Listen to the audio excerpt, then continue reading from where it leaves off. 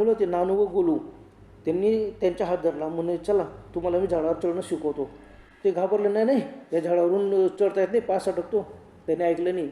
त्यांनी त्यांच्या हात धरले आणि काय भरकन ते झाडावर चढले त्यांना धरून.